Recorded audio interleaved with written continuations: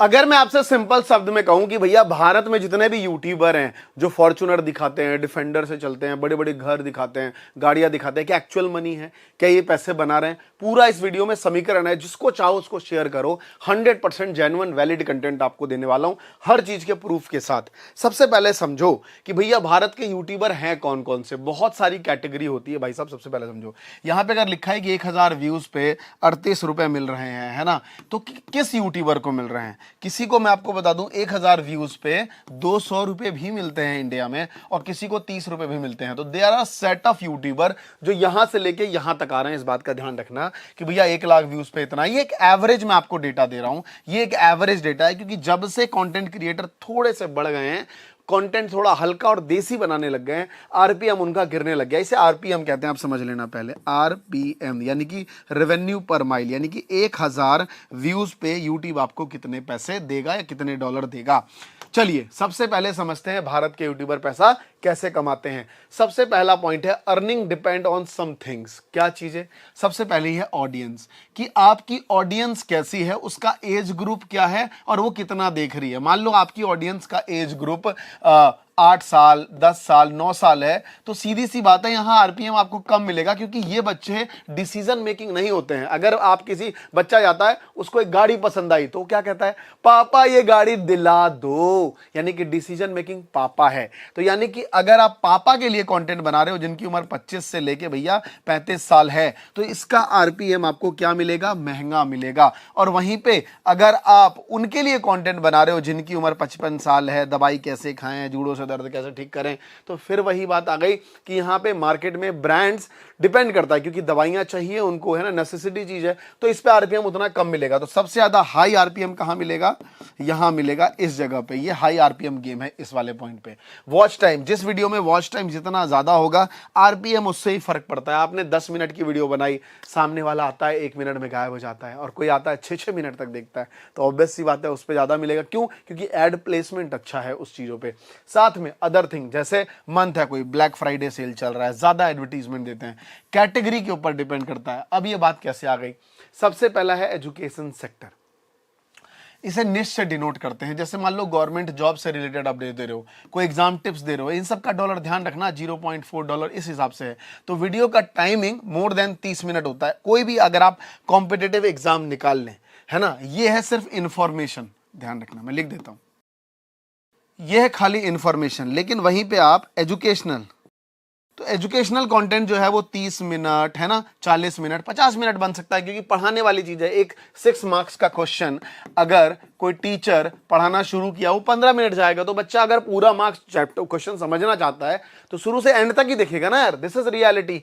तो ये है, अगर वीडियो का टाइमिंग 3 से 15 मिनट है तो डॉलर कम होना शुरू हो जाएंगे। आगे आ जाओ, K-12 सेक्शन, यानी कि 10वीं 12वीं, इस वाले सेक्शन में भी आरपीएम कम होता है। बट अगर 20 मिनट से ऊपर की वीडियो है, लॉन्ग लेग वीडियो है, तो ये $1 भी चला जाता है, ध्यान रखना। सेम वही है नीट और जेई पे भी। अगर मोर देन 30 मिनट है तो ये $1.5 को भी एक बार को चला जाता है, ध्यान रखना। बट अगर आप वही टिप्स, नीट में कब पढ़ें, क्या एग्जाम है, तो भैया आपका $0.4 ही टिक जाएगा, अगर आप एजुकेशनल नहीं बनाओगे, इंफॉर्मेशनल बनाओगे तो। चलो उसके बाद आते हैं क्रिप्टो।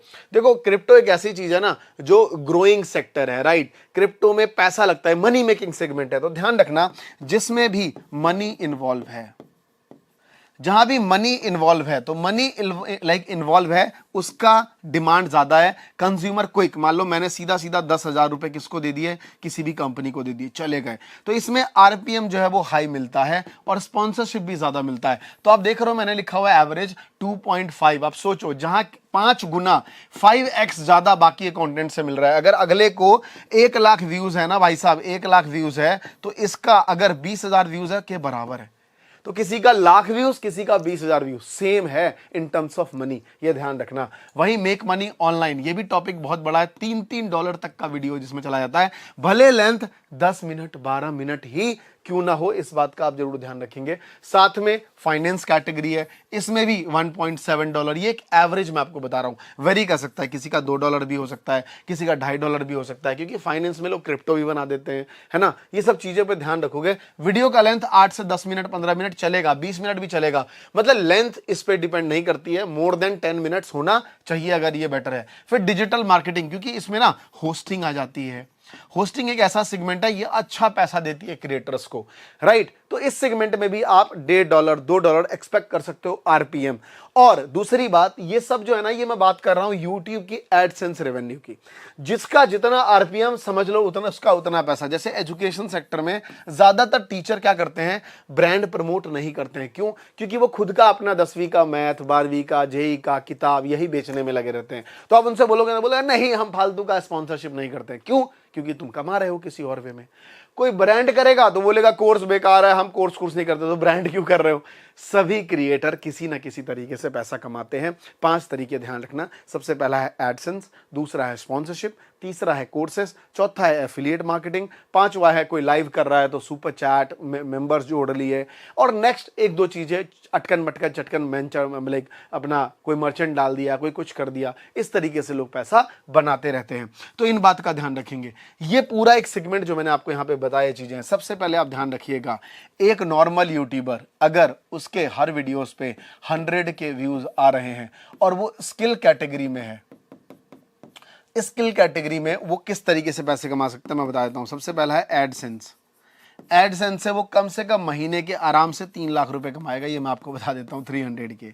दूसरा है स्पॉन्सरशिप। अगर वो महीने के 12 वीडियो डालता है ना, पूरी वीडियो नहीं डालता है, तो ऑब्वियस सी बात है उसकी क्रेडिबिलिटी ज्यादा है और वो एक ब्रांड से कम लाख रुपए ले सकता है, मरे से मरा। अगर वो 2 वीडियो भी करता है तो 200 के उसका बन जाता है। उसके बाद है एफिलिएट। एफिलिएट से कम वो लाख रुपए बना सकता है। उसके बाद है वो कोर्स सेगमेंट, कोर्स से वो कम 5 लाख रुपए बना सकता है। ध्यान रखना। आप सोचो 5 3 8 2 10 11 लाख रुपए कोई भी क्रिएटर जो है वही पैसे बना सकता है। 11 लाख में भैया कौन कौन सी गाड़ी हमारी पे आ जाएगी, ध्यान रखना। तो आप मुझे कमेंट में बताओ कि क्या वो डिफेंडर ले सकता है, फॉर्च्यूनर ले सकता है, घर ले सकता है, ये चीज सही है कि नहीं है। रही बात एंटरटेनमेंट वालों की, एंटरटेनमेंट वाले एक्सट्रीम पॉपुलर होते हैं तो थोड़ा कमा पाते हैं, अदरवाइज उनका जीवन शो ऑफ पे चलता है। जैसे कि मान लो किसी ने BMW 1 करोड़ की खरीद ली और वो EMI पे ले आया, उस पर 100 वीडियो बना दी, फिर बेच आया, तो उसको लगता है भाई 10-15 लाख रुपए में मेरे 100 कंटेंट बन गए, क्या बुरे हैं। तो ये सब भी एक मार्केटिंग स्ट्रेटजी है। But in terms of skill creator, हम जैसे क्रिएटर जिनको भैया शो ऑफ से काम नहीं, डिजिटल बोर्ड पे आना है, बच्चों को एक वैल्यू स्किल देनी है, तो भैया इस तरह की रेवेन्यू वो जनरेट कर पाते हैं। आई होप ये वीडियो आपको अच्छा लगा हो। मुझे कमेंट करके बताइए कि आने वाले टाइम पे आपको किस तरीके की और वीडियो चाहिए, क्योंकि मैं एक पूरी कम्युनिटी बनाने वाला हूं क्रिएटर्स की और उस पर काम चल रहा है बहुत तरीके से। कुछ ही दिन में आपको उसके बारे में अनाउंसमेंट कर दूंगा। Thank you so much. जय हिंद, जय भारत।